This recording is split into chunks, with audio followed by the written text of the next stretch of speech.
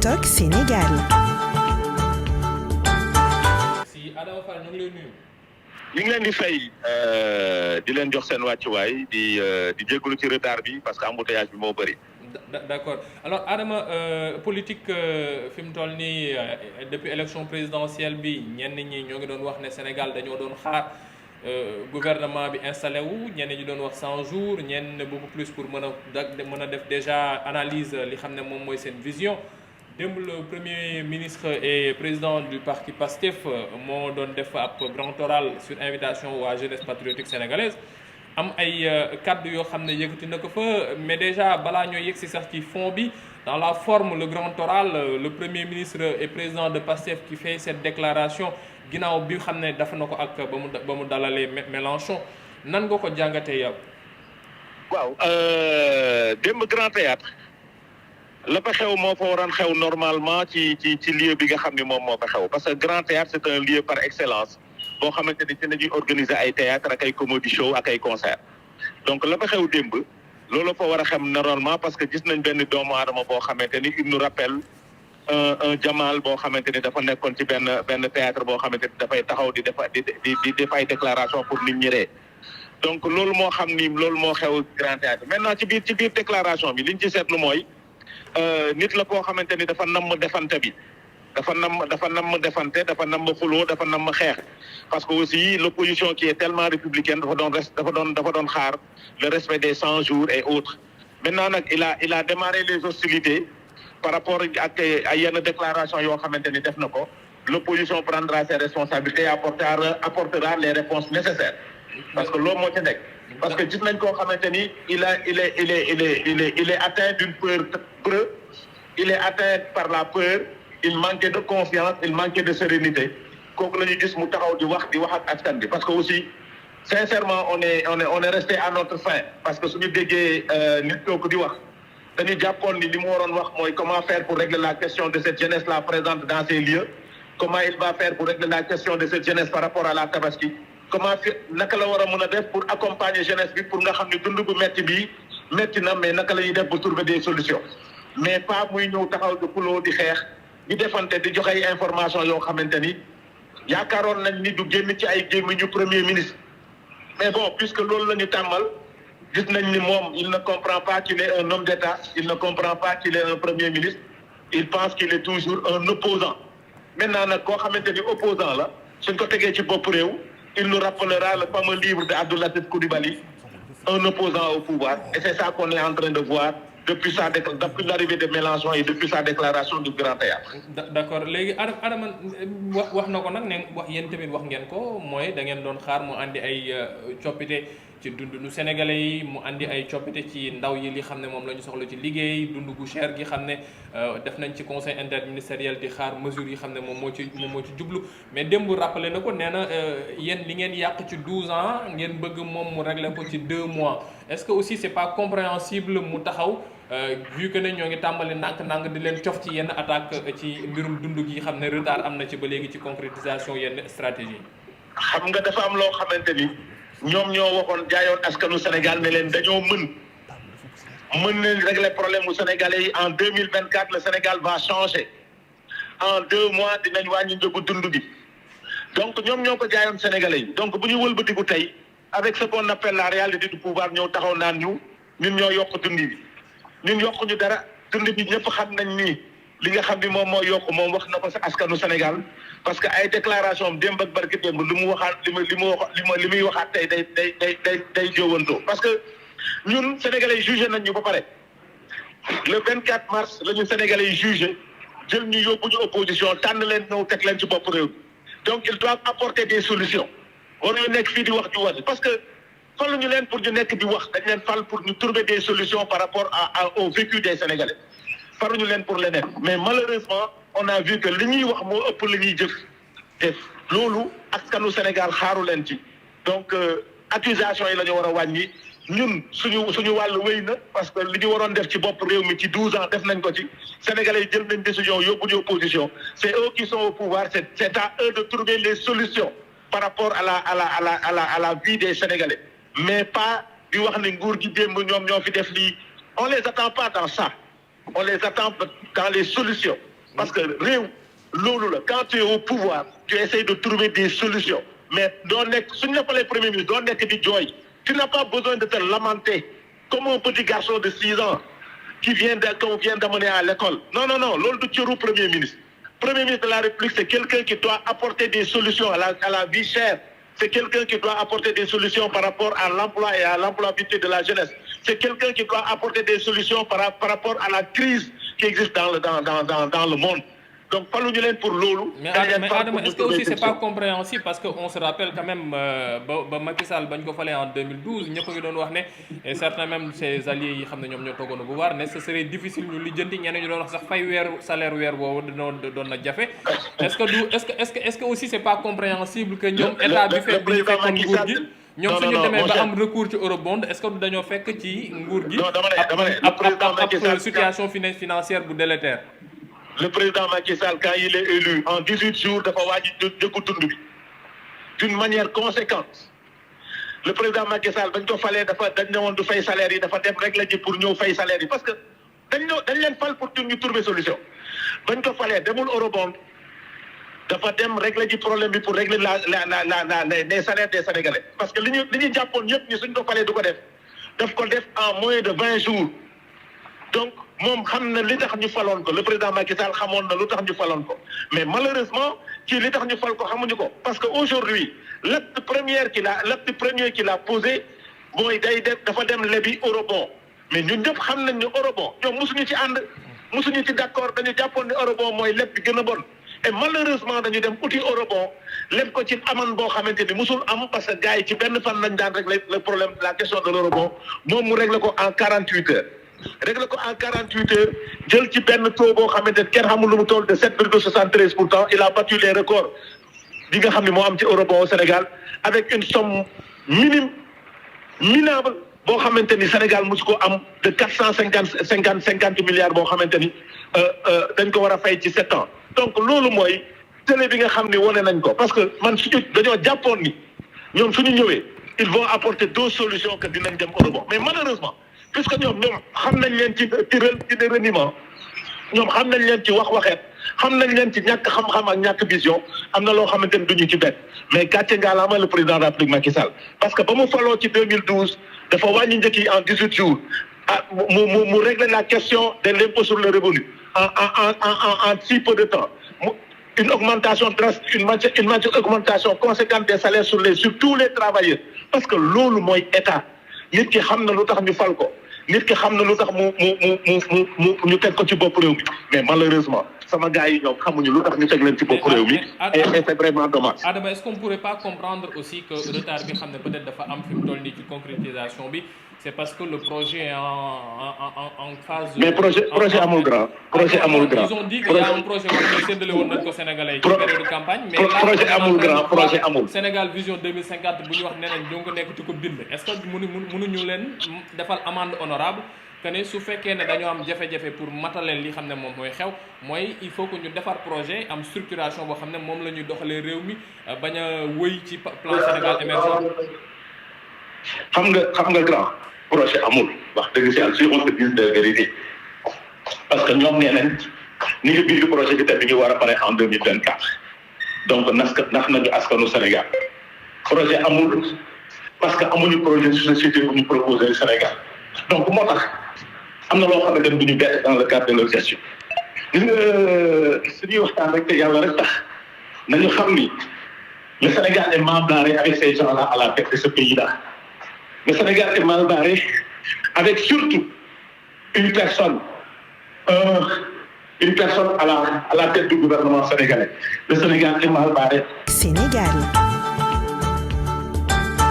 Nous avons la malchance d'avoir à la tête de ce pays-là des gens qui sont à la limite incompétents. Pourquoi? Parce que dañu nekk ci réew boo xamante ni période tabaski lañ nekk les Sénégalais ñu ngi essayer de joindre les deux bouts. koo gis jóg na 6 heures du matin mi ngi daw pour wuti moo tax embouteillage monstre bii ñu gis ci réew mi reflète l'incompétence des gens qui sont à la tête de ce pays-là parce que dëkk bi metti na dëkk bi dëgër na gars yi amuñu lu ñu dépensoo fi mu ne nii ñëpp a ngi jóg daw jëm uti naka la ñuy def ba yóbbu seen biir kër mais malheureusement ñu am benn PM boo xamante ni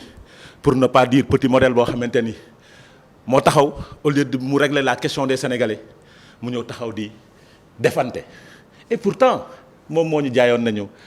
bàyyi xuloo bi nañu bàyyi xeex bi nañu bàyyi xaste bi nañu bàyyi gasta bi nañu bàyyi du bëri ba mu ko waxee dañoo tàccu mais malheureusement moom moo démarré hostilité yi pourquoi parce que il faut que ñu wax askanu Sénégal est-ce que dégg ngeen opposition bu jóg wax Sénégal depuis qu'ils sont élus jusqu'à présent dégguñu opposition bi wax Sénégal benn num Adama Fall mooy wax wala ay jeunes yu nekk ci TikTok des jeunes qui sont sur TikTok qui sont en train de lui rappeler ces déclarations xam nga son opposition présentement c'est quoi mooy VARE la VAR mooy opposition ki nga xam ni ñoom ñoo nekk ci bopp réew mi VAR nag ça fait très mal neexu ko da koy rappeler moo tax mu jaral ko mu effacer toutes les publications datant de 2021 à 2022 sur sa page publique moo tax mu bëggoon jël alal ju bari yóbbu ko YouTube pour ñu effacer ko ces publications sur YouTube donc VAR daf koy rattraper ces déclarations d'hier daf koy rattraper moo tax quand il a démarré les hostilités wax dëgg yàlla ñun aimablement d'une manière la plus aimable ñu ne ko jàmbaar ñun xuloowuñu xeexuñu mais dañ lay bàyyeek li nga xam ni moom nga doon wax parce que li ñuy xaar ci moom mooy comment il doit faire pour régler la question des Sénégalais dëkk bi metti na courant bi yokku na dund bi cher na Sénégalais yi sonn nañ xamuñu naka la ñu def ba pour joindre des deux bouts un premier ministre nag jeunesse bi désœuvrée la question de l'emploi yaakaar bi forte yow saa nga toog tu donnes des orientations à cette jeunesse là pour voir comment ils vont faire pour sortir de cette situation de crise là wala nga wax suñu yaay yi nga xam dañuy dem marché naka la ñuy def pour régler ces questions là nga ñëw taxaw di ñu defal ay déclarations politiques ba pare di menacer d'un ton menaçant ragal rek mooy menacer borom fit du xuloo du xeex du menacer ñuy wax di wax déetawaay presse bi nga xam ne ñoo ko fabriqué de toutes pièces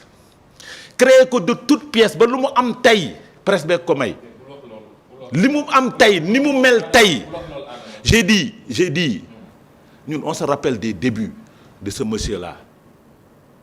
da daan wër l'élection yi pour saraxu pour ñu invité ko il ne parvenait pas à être invité presse bi lépp lu muy def ñu ñëw toog c'est lui qui avait réduit la presse à sa plus simple position des caméras xam nga suy def point de presse amul question buñ koy poser mais aujourd'hui presse bi nangul ko loolu yëpp mu wëlbati ko xalaat presse bi ne leen la woon dootul woon ni na mooy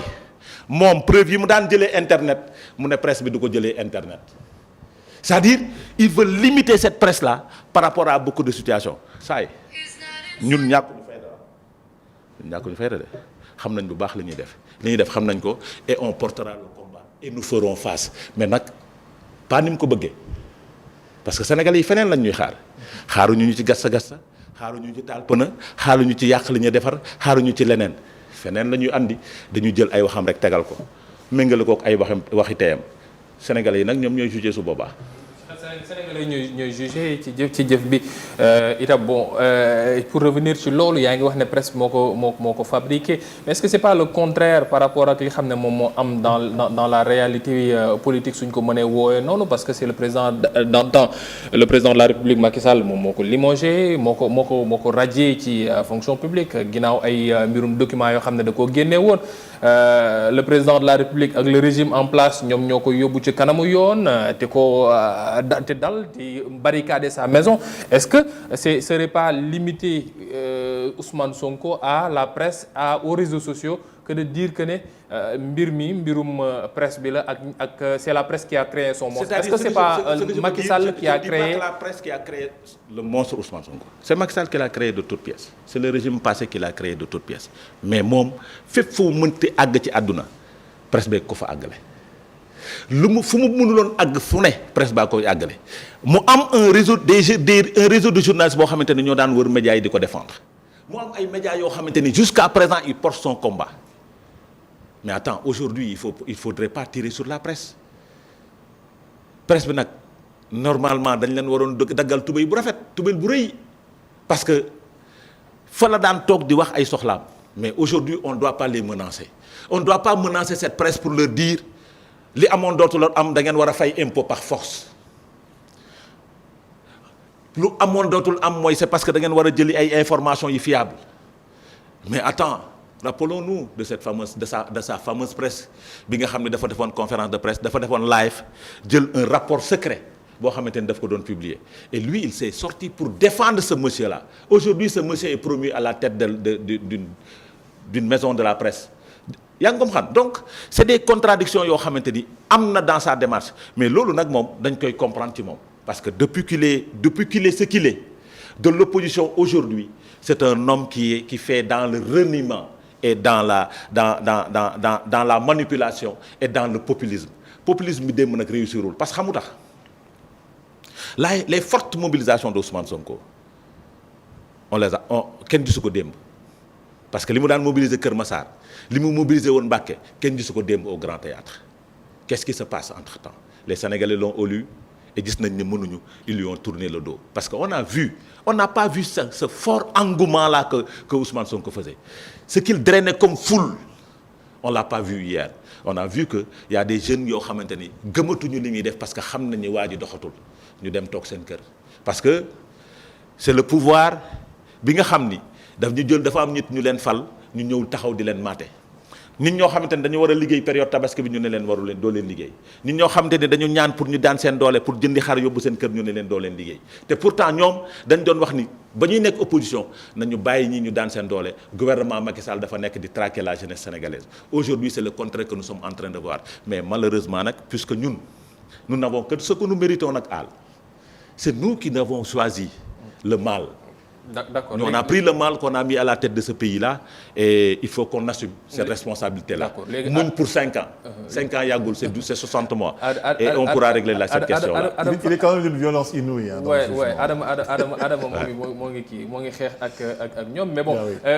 APR Benno Bokk Yaakaar suñuy wax opposition fi mu toll nii yéen la ñuy xalaat parce que vous êtes arrivé deuxième ci élection présidentielle bi. ban taxawaay ngeen di am ana APR sax la ñuy wax parce que fi mu toll nii tout le monde se dit Alliance pour la République ñaari yoon la ñu gis ñu bind benn bi pour défendre Bah Diakhaté la woon beneen bi pour am yenn mbir yoo xam ne ñoo ngi ko doon wax ci seen ndodd ñu jëm doon ci andi ay. xam nga l'Alliance pour la République a changé de stratégie politique dans sa démarche affaire bi nekkatul une communication politique basée sur des communiqués sur des conférences de presse. APR mi ngi def ce qu'on appelle les tournées de remerciement au niveau de la base à l'intérieur du Sénégal. Remerciement wala remobilisation. Remerciement et remobilisation dem waxtaan ak les militants remobiliser les troupes gërëm leen sant leen joxe les orientations futures ci axe yooyu lañ teg. Avec Amadou Ba. Avec tout le monde. Avec Amadou Mame Diop plutôt. J'ai dit avec tout le monde. Vous savez j'ai dit avec tout le monde parce que tant que dégguma déclaration Amadou. mënuma wax leneen mais je considère que Amadou est toujours dans l'Alliance pour la République parce que moom it mi ngi dox ay doxam te dox bi c'est pas des dox politiques mi ngi dem di def ay jaaleem parce que ba mu voyé ba élection yi jeexee dafa tukki am ñu bëri ñu génn àdduna ci gannaawam mu dem di leen jaale mi ngi doxam maintenant l'Alliance pour la République en tant que parti en tant que entité politique mi ngi doxam les gens gis nañ ni ci délégation yi Amadou bokk ci mais il faut rappeler à l'opinion que Amadou au sein du parti n'a aucune responsabilité. Ouais. Il est membre du secrétariat exécutif national. Point. Amul beneen titre politique boo xamante ne occupé na ko dans l'Alliance pour la République. Ce qui est d'ailleurs une erreur. Monumental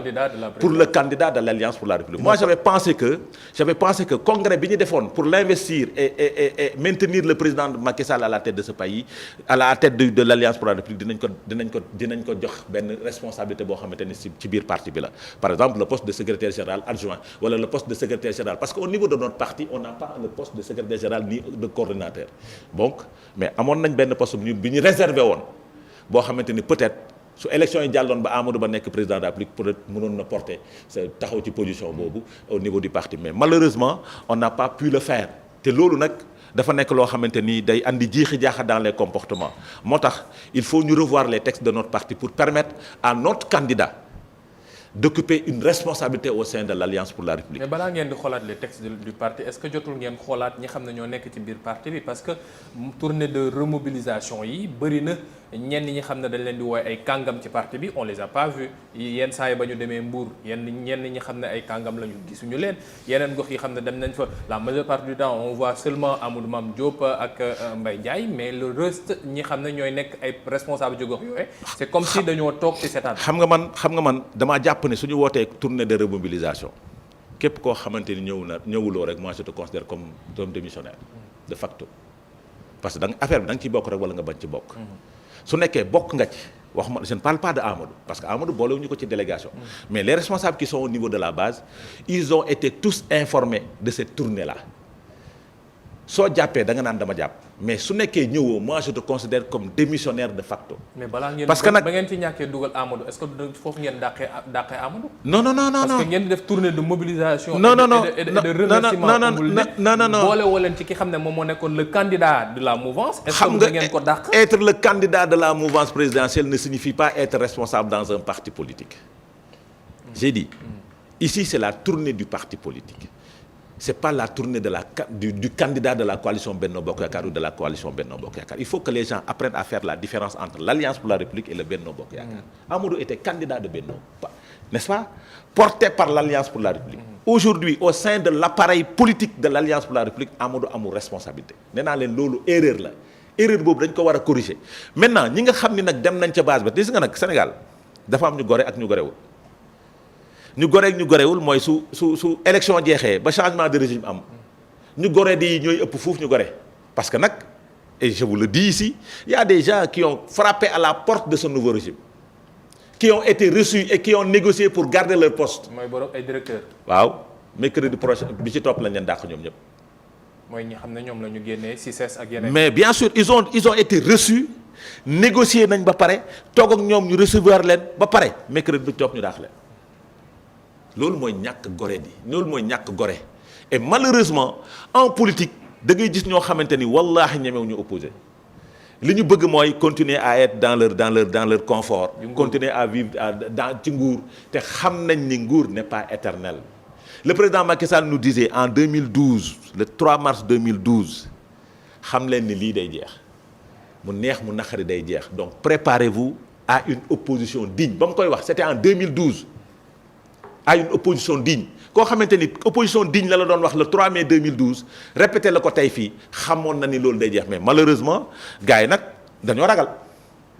te dinañ gën a ragal après les menaces de Sonko dinañ gën a ragal mais nag ki nga xam ne deful dara du ragal ku def dara mooy ragal mais malheureusement nañu jàpp ni ñoom su nekkee def nañ ils n'ont qu'à rendre compte wallahi parce que loolu laa gëm et je pense que képp koo xamante ne tu es en train de négocier avec le pouvoir wala toog nga jàpp sa njàmbur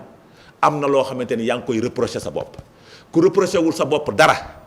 di nga dem ci tournée de remerciement bi et de mobilisation ki nga xam ne nag mooy reprocher boppam dara mooy préférer toog biir këram di négocier wala di tiit wala di utiliser ay nit ñoo xamante ni ñoo leen waxal dans les réseaux sociaux. nga may ma 30 secondes rek. pour jeexal parce que là temps bi tënk nañu Adama pour terminer. Benno Bokk Yaakaar moom moo nekkoon li mayoon doole en tant que tel APR ak mouvement ak présidence bi xam ne moom ngeen amoon fi mu toll nii c'est comme si ça partait de gauche à droite waa parti socialiste na leen ñoo ngi commencé waxtaan ba waa taxawu sax ne ñoom mën nañoo waxtaan ak ñoom avec Khalifa Sall waa AFP itam am na noo xam ne ñoo ngi ko tàmbali ci doxalee ñeneen ñi nekkoon de gauche tax wane nañ seen bopp déjà est-ce que la fin de l'alliance pour la de Benno Bokk Yaakaar pourrait décréter aussi la fin de l'alliance pour la République bi xam ne ni nga ko waxee structuration en tant que tel itam dañ ko yàggatu on n'a que des responsables dans le parti mais il y a pas de militants. xam nga vraiment en 2 minutes hein. Ouais. La fin de l'alliance pour le Benno Bokk Yaakaar est déjà signée. Ça il faut qu'on l'accepte parce que c'était une coalition électorale. Maintenant le Benno Bokk Yaakaar va continuer au niveau de l'hémicycle. Mais pour éviter la fin de l'alliance pour la République, il faut renouveler le renouvellement du personnel politique. Il faut que ñu accepte ko. Tous ces fameux barons là entre guillemets qui étaient là doon fa buuma ko bummi. Il faut que ces gens-là cèdent la place et qu'on aille vers le rajeunissement de ce parti-là. Parce que mënoo am un parti au pouvoir très très jeune composé de jeunes ñoo xamante ni la majeure partie de leur nomination ay ndaw la ñu nommé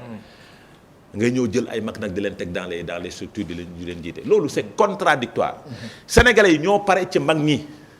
sénégalais yi ñoo pare ci ñi nga xam ni ils sont nés après les indépendances sénégalais yi ñoo pare ci ñooñu su nekkee APR na dañoo bëgg a continuer il faut qu'il aille vers le renouvellement du personnel il faut qu'il rajeunisse le parti. day commencer ci président Macky Sall bàyyi parti bi. non ça dépend. Il faut que le parti accepte de rajeunir parce que y a des jeunes qui sont dans le parti qui sont capables de porter le combat du parti soo leen joxul cër ba ca war dañuy jël seen yoonu bopp parce que ils veulent s'affirmer en politique que muy les jeunes qui étaient ministres et DG que les gens qui n'étaient absolument rien dans ce parti parce que nag ñàkk ñu fayda on n'exclut pas de prendre notre propre voie dans ce parti-là on l'exclut pas si toutefois dañu ñàkk jox cër des personnes dans ce parti-là parce que le combat de l'Alliance pour la République ndaw ñi ñoo ko mën a def. Merci beaucoup monsieur. Des gens cherchent à se réfugier dans l'hémicycle prochaine élection législative duñ ko nangu Merci duñ ko nangu te su naree am on fera face à ce parti-là te ragaluñu ko parce que am nañ taxawaay bi am nañ mbooloo mi am nañ leneen li ci. Sénégal.